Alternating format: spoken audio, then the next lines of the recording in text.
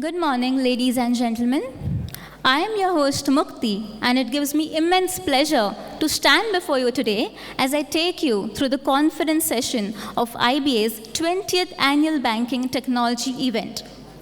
As we gather here for this eagerly awaited conference, we are witnessing a crucial phase in India's growth story, a phase where innovation, digital transformation, and financial inclusion converge to create a banking ecosystem that is not only robust but also future-ready. This conference provides us with a unique platform to explore and discuss how the banking sector can drive the vision of Viksit Bharat, a prosperous, developed India. Over the next few hours, we will delve into several panel discussions, each designed to explore critical aspects of the banking sector's future. We begin with a short presentation on the topic 2025 Key Commerce and Payment Trends by Mr. Malek Mroueh, Regional General Manager, Asia, Middle East and Africa at TSYS, a global payments company. Mr. Malek Mroueh has over 30 years of experience in the card and payments industry. In his role, Mr. Mroueh is responsible for revenue growth, client success, and engagement with stakeholders in the broader payments ecosystem for the issuer business. Welcome, sir. May I also humbly request you to complete the presentation in the allotted time frame of 10 minutes, sir. This will help us go as per schedule.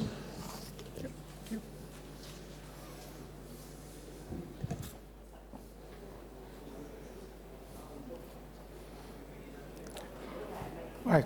Hi, everybody. Warm welcome to you all, and thank you for the opportunity to speak to you. My name is Malek Mroueh. I'm the Regional General Manager for TSYS, which is part of Global Payments, which is a Fortune 500 company processor. For those of you that know us, we process over 35 billion transactions a year for over 800 million accounts worldwide for 170 global clients. Vivek earlier just talked to you about the macro trends happening in the world with global trade finance. I'll be going down a level to give you an insight on the key trends that we see in the payments landscape that we've published in a report that I'll give you a QR code for at the end of this presentation. Okay. I think technology is going to be a key theme of today with the bits. Right. So nowhere is as competitive in the payment space, really, as it is in India today. Businesses here are looking for every edge they can get ahead. And I hope that today I'll give you an insight to 6 of the most important trends we see in the market, which hopefully will help you in your preparations.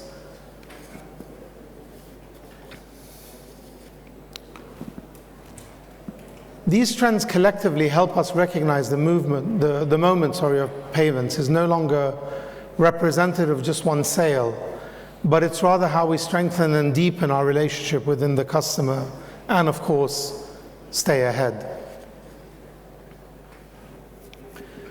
So I'll go through each trend one by one over the slides in the coming period. And AI clearly has moved from a buzzword into a value driver, with impacts across payments, e-commerce, and fraud prevention. For most corporations, AI's possibilities are almost endless and has the opportunity to allow any business to even the playing field with bigger competitors by automating tasks and speeding up customer interactions to potentially adjusting prices of overstocked or expiring items to keep the business moving. But let's look at the top applications that we see AI being deployed for. Clearly, wallets are the biggest of the lot. With more than 60% of the global population, that's about 5.2 billion people, expected to use digital wallets by 2026, it is where we'll see AI enhancing the wallets to allow things like telling consumers or the users how much they spend at particular shops or which brands they're using, and summarizing purchase trends information that will inevitably be there to help them with budgeting and such like. And another area could be applying voice recognition to allow voice commands to issue payment instructions, check balances, order event tickets, or whatever they need. The second is in fraud. AI has a unique ability, as you heard earlier, to detect variations that are being deployed in many fields. So for example, in the medical industry, they're using it for early detection of cancer cells. But it can also be used in applying consumer behavior and account activities, just like you saw earlier with the global trade. Interestingly, we ran a small survey on what do you see the most impactful use of Gen AI over the next 2 years, and 54% of respondents said fraud. So that's clearly where we're going to be. So huge investments are being made by the major schemes and many fraud solution providers in AI-enabled technologies to spot fraud that you wouldn't otherwise see with any other mechanism. Interestingly, it's also opened an opportunity to spot what we call friendly fraud and things like illegitimate chargebacks, which are historically very manually intensive investigative processes. AI tools help us discern those legitimate chargebacks and detect patterns that might require deeper investigations. The other area is in RegTech compliance. So for those of you who work in ensuring compliance at your banks, this area of RegTech AI will be a boon, with AI being able to keep up to date with all the latest regulations and then scanning your existing ecosystem of documents, services, etc., to remain compliant. And the next area, of course, is financing. We see AI developing hyper-personalized finance arrangements to customers by taking into account many more factors from their data with you and on the public record. With all these AI applications, with the wins comes some cautions. Cautions surrounding data privacy and the security of people's personal data, as well as the inherent buildup of bias in the data. And it's up to us as an industry to make sure that we're vigilant, to make sure that we remove these biases from our data models. So I'm conscious of the amount of time, so I'm trying to rush through these very, very big topics. The second trend we see is that there's a whole ecosystem that exists behind every transaction, and shoppers don't necessarily experience it. That's the magic behind it, but they've often been disjointed, especially on the B2B side. Think of examples where people want a seamless shopping experience, often directly on social media or search engines, or an artisan looking to sell their goods directly from their site. In addition to traditional advertising, there's no doubting that social media and influence are having a dramatic impact on sales. So the ability to be able to sell directly from social media platforms is called search to purchase or social commerce. And when it's done in real time in, let's say, an online shopping channel or a TikTok event, we call that live commerce. We're now seeing businesses investing more and more in integrating their back end into a unified platform that will allow them to control the whole end-to-end experience where the buyer never has to leave the site to complete a transaction. Not surprisingly, it's the retail sector that's been most aggressive in this area. 43% are using unified commerce of some site, and of these, 73% have already been using it for over 5 years.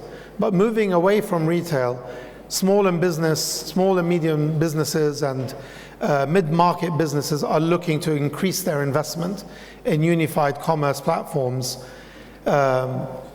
according to our surveys. And of those, it's mostly been the restaurant and hospitality and leisure industries that are doing the most work, but that means everybody else still has a way to catch up. Having said that, we should also point out that physical stores matter. Anyone who's been to an Apple store knows how much easier the shopping experience is when you never even have to go to a till. You deal with the sales agent and you can pay there and then on the spot. We're also seeing, in addition to Vivek's earlier mention, that embedded finance is making the B2B leap.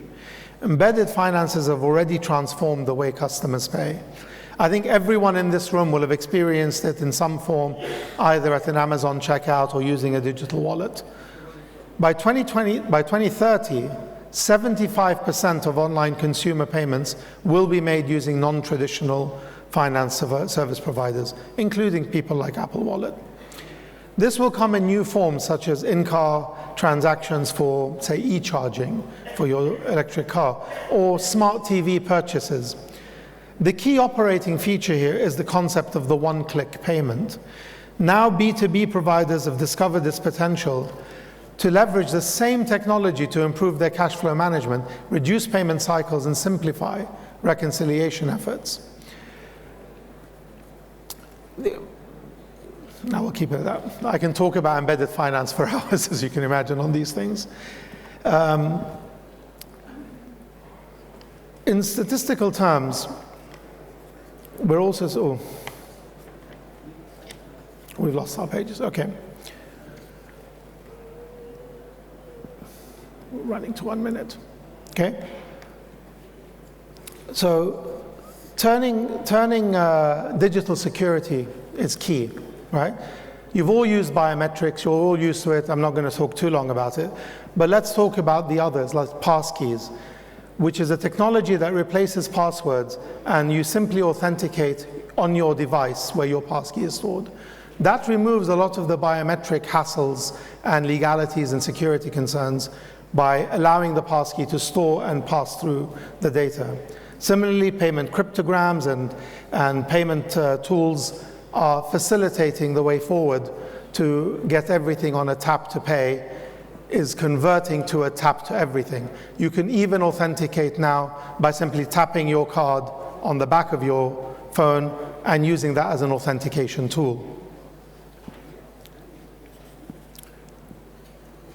Finally, we want to talk about point of service.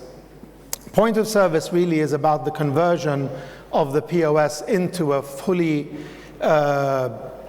organized capability. And by turning a place of service, it means that if you look at a restaurant where you had a separate till system, a separate booking system, a separate table system, place of service POS will integrate all of those functions into one.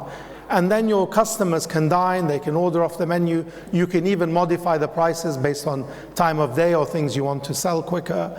And you can optimize it so that customers can then split the bill between them and so on. Our time is up, but I'll just leave you with one last thing, which is the payment orchestration. Payment orchestration will really be the main tool that people are going to use in order to bring together all the different elements and allow payments to run seamlessly, end to end, from one end to the other. I'd love to talk to you more about it. I'm conscious of time, so I'm going to leave it at that. But if you'd like to know about any of this, if you'd like to discuss it more, please find me or my team. We're all around the conference today, and we're looking forward to engaging with you all. Thank you very much.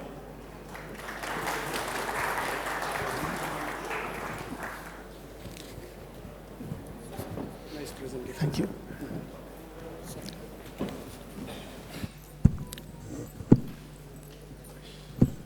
Thank you for the insightful presentation, sir.